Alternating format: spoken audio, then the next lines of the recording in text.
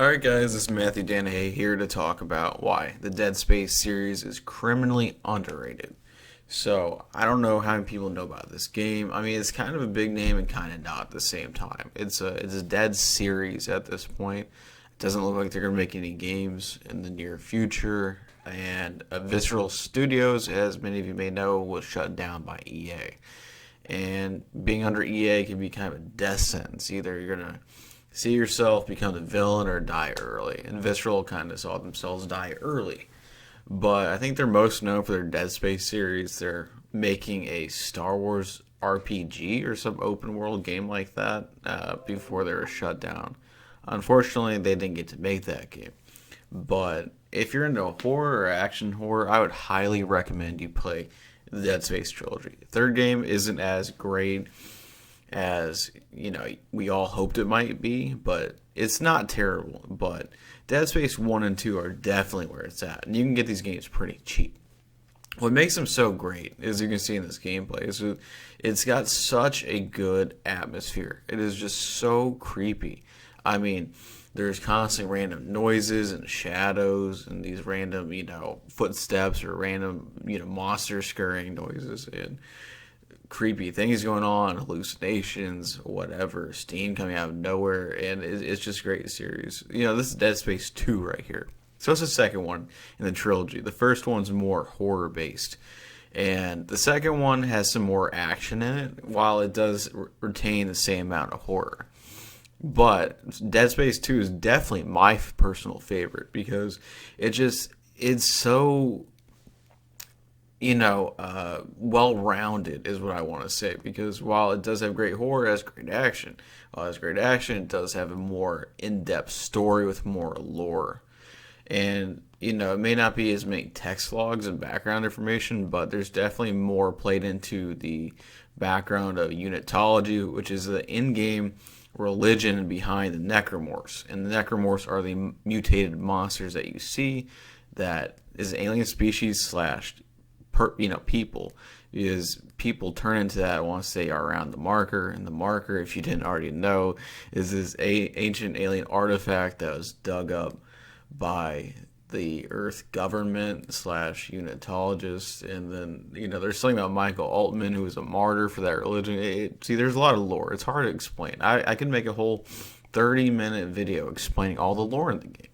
But as you play the game, you get all these audio logs and text logs that explain the background of the series. And it's very, very interesting because there's so much of it, and it kind of, talks about how corrupt the government can be and how fanatical religious people can be at times, and zealots. So it dives in that aspect. On top of that, it talks about dwindling resources in the future and what could happen as far as future technology, and so there's a whole lot there. On top of the gameplay is just really fun. I'm sure this has been beaten to death a million times, but you shoot the limbs off the enemies, and there's a variety of guns, and this is the thing that adds so much replay value, because you don't just necessarily replay just for killing the same enemies over and over again, but at each time you play through, you can do New Game Plus, and you can upgrade all the items with these nodes. These nodes are these little upgrade points. So there's like this upgrade tree for each gun. And each gun has a different type of thing it can do. Like the javelin gun is one of my favorite guns in the game, because you can just spear, like with this giant hook, enemies into a wall. So that's really fun. And of course, there's all different kinds of guns. Like the plasma cutter just cuts off limbs at a certain range, like a certain length, and then the line gun is that, but even bigger. And then each gun has alternate fire abilities, so it can do a second type of thing, kind of like in Doom 2016.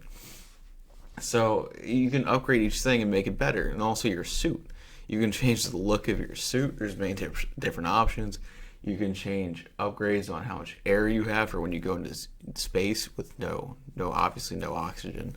So you can change that each time, and after a certain point, you get to be fully upgraded, and you can kick some ass. So, and then what I found each time I played is that each time I go through, I just kind of breathe in the sights and sounds, which I know in a horror game is kind of different. But each time I find these little details that just really breathe new life into the atmosphere of the game, because you just kind of figure out what these people are going through before they die. You know, the thing about Dead Space is that pretty much every time you play the game, everyone else has died before you. And if they haven't, they're going to die somehow. Because pretty much, you know, you're pretty much alone throughout this entire thing. You might see some people throughout some walls, behind some glass, or talking to some people on the radio. But that's about it. That's why it's called Dead Space. I like Dead Space 1. It's great, but over time, the thing about it is that you kind of can, it's predictable. You know, okay, this enemy's just lying on the ground here playing dead. Shoot them, they pop up.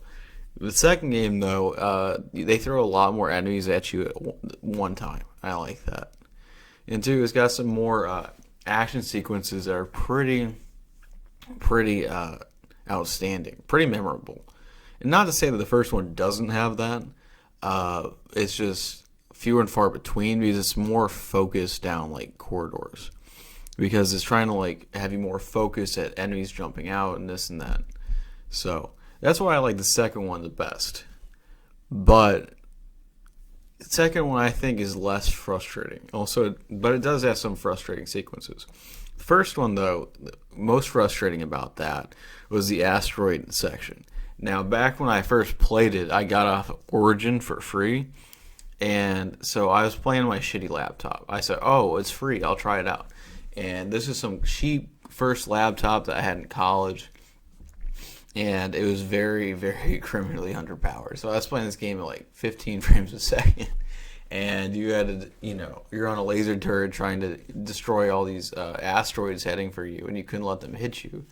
And I kept dying so much on that. And obviously, looking back, it makes a lot more sense, because I could barely move the thing with any accuracy. So 15 frames per second playing a game like this is not very good. But I have a lot of good memories of this game, actually. I remember one time on that shitty laptop, I brought it to school on one of the last days of school when we weren't doing anything. We just had some free time. And I remember showing some people the game, and that was pretty neat. Of course, it didn't look the best at the time, but I still had other people try it out, and it was pretty cool. Some people thought it was creepy, though. The game, not me, of course. But no, I've played these games so many times, besides 3. Now, what people didn't like about 3 was it had a sort of a cliche storyline. Now, in the second one, he meets this girl, and they kind of like get to know each other well, and they got a little bit of chemistry. But in the third one, it just seems kind of different, because the opening is just really weird. It's so cliche and pointless. And then throughout the game, you can tell it's really focused on co-op, and Dead Space usually isn't known for co-op. And it's focused so much on getting all these resources and getting them, and trying to make stuff. You can have 100,000 different upgrades for your gun, but it all seemed kind of pointless at the end of the day, because it's just weird. And the story is kind of cliche. And of course, Ellie, the girl he meets, suddenly her boobs get bigger, and he's just really sad about losing her, and he spends the entire game like trying to get her back, and it's kind of odd. But overall, don't let it sway you.